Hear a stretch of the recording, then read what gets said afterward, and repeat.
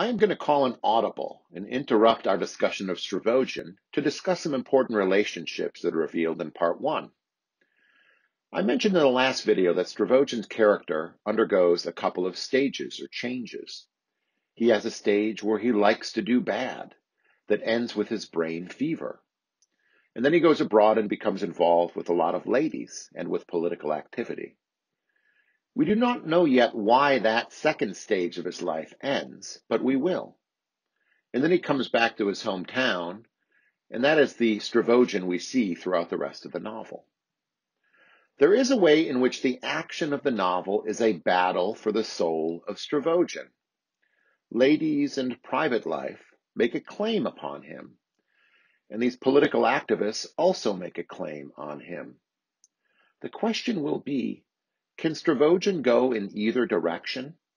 What would it take for him to be won by either of these ways of life? On the other hand, we see this novel as a battle between two men for one of these women. The woman is Liza, and we have seen that Stravogin was cozying up to Liza when they were in Switzerland. She has returned home for Switzerland and has taken up a new love interest, Mavriky. We have begun to see a lot about Stravogin's character. He is conscience-stricken and anguished. We do well to understand this battle over Liza and what is at stake in it. Liza Nikolaevna Tushkin is from a family connected to the town's political establishment. Her aunt is the new governor's wife. Liza is connected to the Drozdovs, one of the town's great families. As a young girl, her mother had been sent to boarding school, where she and Varvara Petrovna had begun a long history of passive-aggressive frenemyship. Like Varvara, this mother was the daughter of an old-time tax farmer. Like Varvara, this mother came back and married a general. Like Varvara, her general husband is now dead, though we don't learn how he died. Liza is the product of her mother's first marriage to a man named Tushin, a retired cavalry captain. He died and left Liza a boatload of cash. The mother remarried to General Drozdov. Liza is also the former student of Stepan Tropinovich, and she stopped being his charge when she went away to boarding school. So I want to emphasize that she seems to be a female version of Stravogin. Her family background is almost exactly the same: a striving mother, a father who is a general father who is dead. She was taught by Stepan, just like Stravogin. Ideals were prompted in her education, a vision of the good life or a distinction between the high and the low. She too went away to school. After school, she too went abroad to Switzerland. We never learn why, but we can make assumptions. She had some problem, perhaps a love problem, and then she went abroad. Check, check, check, check, check. As I say, she seems to be a female Stravogin. And again, like Stravogin, the town is divided about Liza, as we learn in 1:3:7.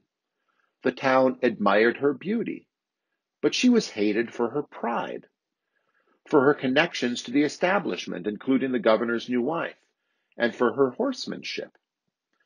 No one rode out on horses in those days, though she did on doctor's orders. And this is a key point. Liza is ill, and her physical illness is a reflection of a spiritual restlessness. This is how Liza is introduced when we first meet her. She was indeed ill. One thing that was obvious about her from first glance was her morbid, nervous, unceasing restlessness. Alas, the poor girl was suffering very much, and everything became clear afterwards. Recalling the past now, I will not say she was the beauty she seemed to me then. Perhaps she was not even good-looking at all. Tall, slender, but lithe and strong. I do not know if she succeeded in being kind, but I know that she wanted terribly, and suffered over forcing herself to be a little bit kind. In her nature, there were, of course, many beautiful yearnings and very just undertakings. But it was as if everything in her was eternally seeking its level without finding it. Everything was chaos, restlessness, agitation. Perhaps she made too severe demands on herself, never finding herself strong enough to satisfy them. She was not kind. She struggles for respectability, restless, but unable to find her level or to rest. As I say, she is a spiritually anguished female version of Stravogin. And what could satisfy a woman like this? Liza's other love interest is her late stepfather's nephew, therefore her step-cousin, Mavriky Nikolaevich. Lisa seems to be following in her mother's footsteps with Mavriky, and it is easy to see that any mother would like a solid guy like Mavriky. He is an artillery captain, her senior by about 8 years. He is 33. He is the epitome of Russian respectability. Here is how he is described. A tall gentleman of handsome and impeccably decent appearance, with an imposing and at first glance even stern physiognomy, in spite of his remarkable and delicate kindness, of which everyone became aware almost from the moment of his making his acquaintance. Taciturn, decent, not forcing his friendship on anyone. Later in the novel, Mavriky will do heroic things. As the revolutionaries seek to ridicule and frame religious believers, Mavriky acts on their behalf. He is the hero who will save the novel's great heroine, if I can say it like that. This is from part 2, a chapter entitled Before the Fete, that revolutionaries had put obscene pictures in the Bibles of an evangelist. This young lady was locked up in jail. She was freed through the efforts of Mavriky Nikolaevich, who had learned with indignation the intimate details of this vile story. Mavriky is always caring, always loving, and quite solicitous. Another scene from later in the novel shows a bit more about Liza and her relations with Mavriky and Stravogin. A group of people from town go and visit a crazy priest, and the crazy priest goes all crazy on the group. He is a holy fool. By this time, Liza and Mavriky are actually engaged, and the announcement of that engagement has been made. Everyone knows it. A space opens up in front of the bishop, and Liza insists that Mavriky kneel down in front of that crazy guy.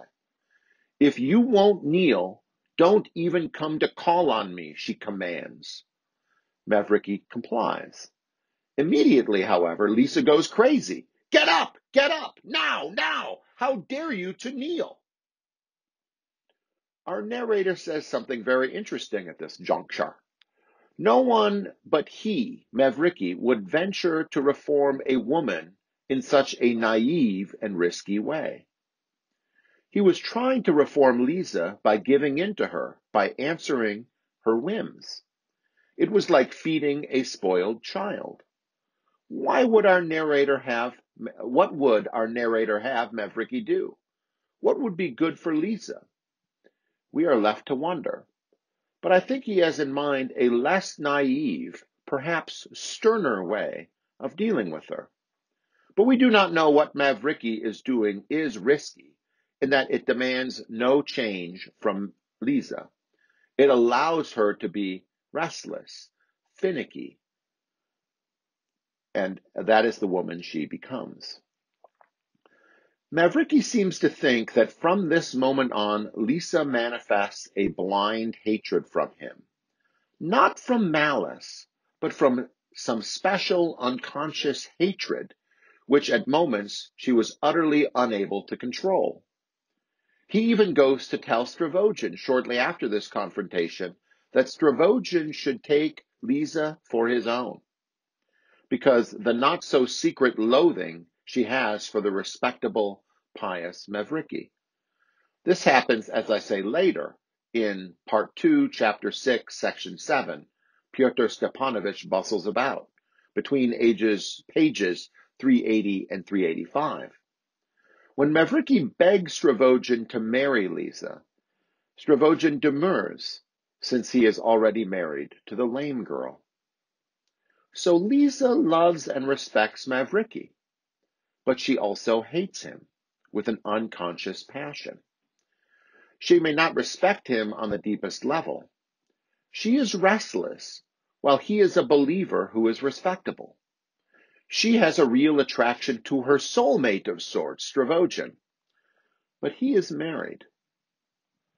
One more thing, and this involves going way back to Part 1 and to take a different look at something we have covered from Stravogin's perspective in the previous video.